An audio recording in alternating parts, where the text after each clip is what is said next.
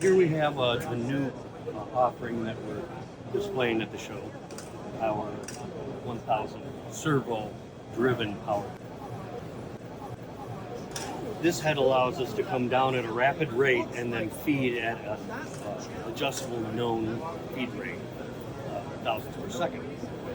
We can also add limits to the processor to say, I'm going to come down and seek the top of the part, and when I see it, I want to make sure that the length of this part is in spec. And so we set the limits to plus or minus 20,000. So when it comes down, it's going to look for the top of this rivet. When it sees it, it's going to determine, yes, it's within spec, or no, it's not within spec. And if it is, it'll form it. We got it set up right now to just do a simple rivet formant. I'm going to come down and show you what it does. Seeking the top of the rivet. Once it sees the top, that particular cycle and that particular rivet form took 10,400 pounds.